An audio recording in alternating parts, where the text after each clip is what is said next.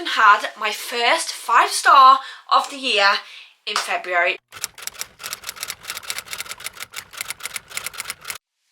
Hi, welcome back to my channel, or if you're new here, hi, my name's Hannah and I talk about all things bookish. So I know I'm late to the party. It is the 15th of March and I'm here to do my February reading wrap up. I did get to a point where I thought, is there any point in doing it? We're nearly like halfway through the month. But I thought, I read some pretty good books in March and I wanted to share them. So I even had my first 5-star of the year in February. So I had to come and share them with you. So let's get started. So in the month of February, I read 5 books and I'm going to talk you through them. So the first book that I read was The Serial Killer's Wife by Alice Hunter.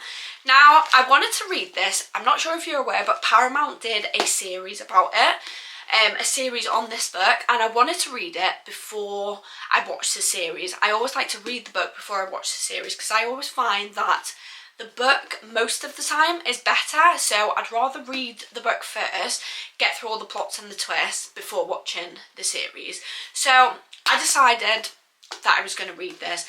I rated this a 4.5 star and I absolutely loved it.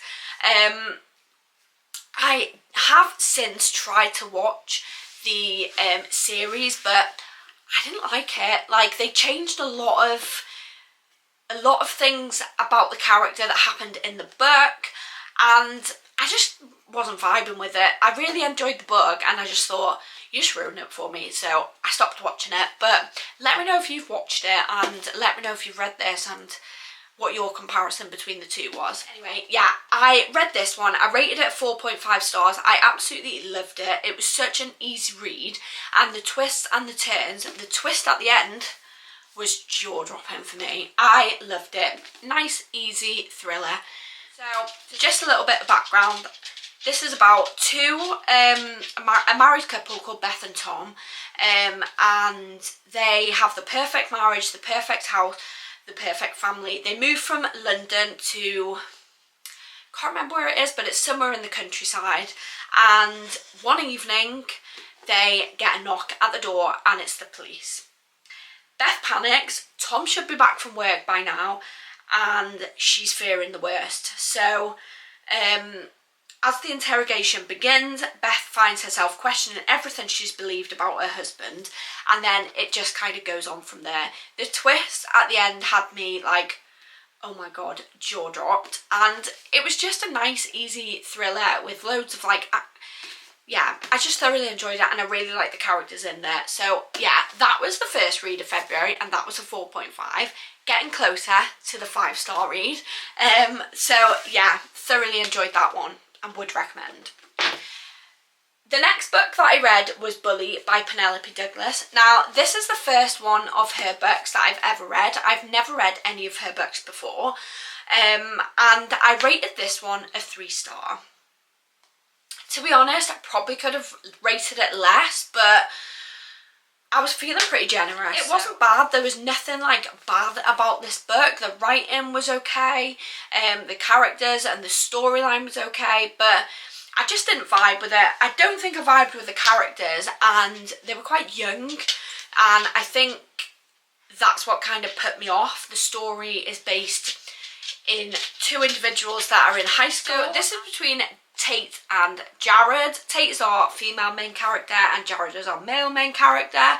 They used to want to be best friends, but something happened which you will find out about in the book and he starts bullying her and the kind of story goes from there. And yeah, I mean, it was an okay book. I would never say not to read a book because like, I read a lot of reviews about this after I finished it and a lot of people rated it 5 stars, and that's what I absolutely love about reading, is that what's like a 3-star for me might be a 5-star for somebody else.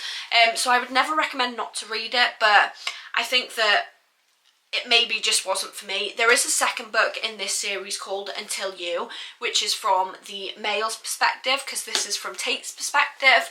I don't think I'll be in a rush to read it. I do have it on my shelf, but yeah, it's definitely not put me off reading her books, because I know she does get really good reviews and she does a lot of dark romances, so I will definitely pick up some more of her books. But yeah, this was a 3-star for me.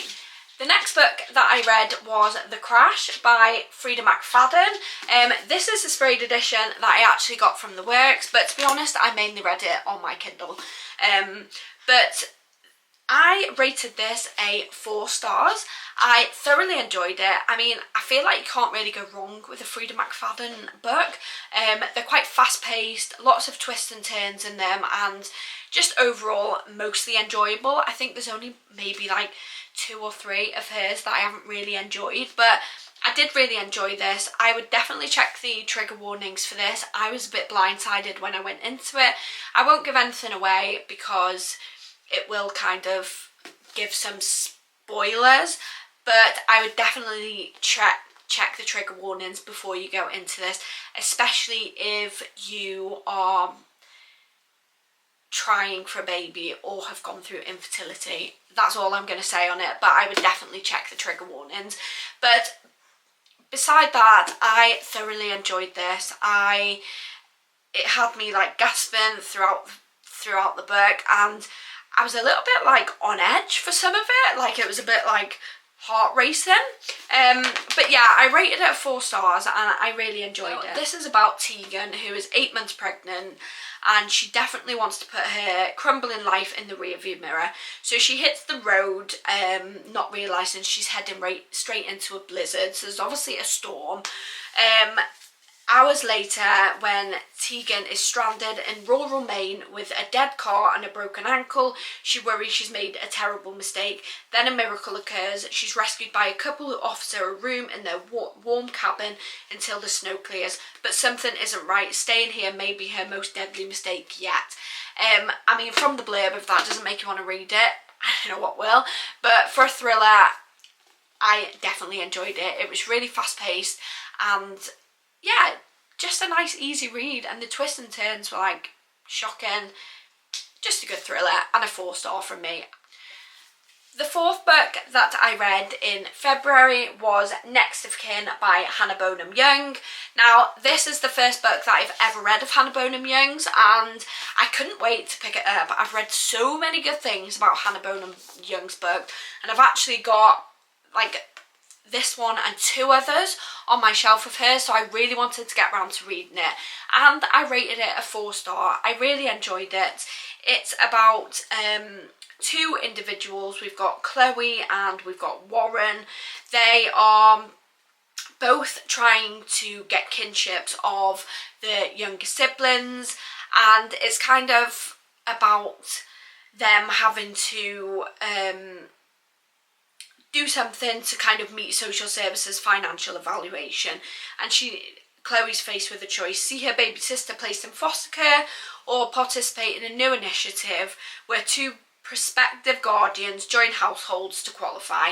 So Warren moves in with Chloe because that's part of the new initiative that the council social services have put into place, and it just kind of goes through there, and I thoroughly enjoyed it. It was a nice, easy romance. There were some sweet moments in there, and it actually covered Warren's younger brother, who obviously he wants to be kinship for, is deaf, and I thought that was really good to have that incorporated. I don't think I've ever read a book that kind of incorporated deafness and sign language, so that was really good. And it also covers some of the kind of touching subjects to raise awareness, and I think that's really important when reading a book. So yeah, I rated it a 4 stars, and I'm definitely excited to pick up more of Hannah Bonham Young's book. The 5th and final book that I read in February, which was my 5-star read, was Bride by Ali Hazelwood. Now again, this was the first book of Ali Hazelwood that I've read, and I loved it. I loved it so much. I was a bit skeptical going into it because I'd read quite mixed reviews about it, but for me, I just loved it. Like, it's a YA fantasy, romantasy, I think it probably classed as, because there is romance in there, but it's about a vampire called Misery Lark. Her dad is the most powerful vampire. She's a bit of an outcast and likes to kind of live anonymously among the humans. Then we have the Wers, and Lo Morland is the Wer, and it's kind of a forced marriage, but it was a bit of a thriller, a bit of a romance, and a bit of fantasy, and I absolutely ate it up. Like, I absolutely loved it, and it was one of them books for me that I didn't want it to come to an end. I was really sad when it came to an end because I just wanted to carry on reading. I wanted to carry on being immersed in their land, in their romance, in their story, and I just absolutely loved the characters in it. I loved Misery as a female main character, and I loved Lo as a male main character. Yeah, the plots and the twists in there I absolutely loved, and it was a 5-star read for me. I would 100% recommend this for anyone that wants to kind of get into fantasy. I'm still quite new to fantasy, and I loved it, and I want to read more about witches and vampires because that might be my new guilty pleasure. I absolutely ate it up and I loved it, and it was my first 5-star read of 2025, so yeah, definitely go and read it. I have recommended it to so many people since. I'm so impressed that I picked this up, and I'm definitely excited to read more of Ali Hazelwood's books. I think this is her only like fantasy type book, but there is a second one to this being released, or at least a second fantasy about, I'm sure it's about werewolves, being released later on this year, so I'm super excited to pick that up, and I will definitely get that on pre-order because if it's anything like this one, then I can't wait for it. So there we have it, the 5 books that I read in February, and it was a really good month of reading. I absolutely loved it. These books, 3 of them I picked out from the TBR prompt jar.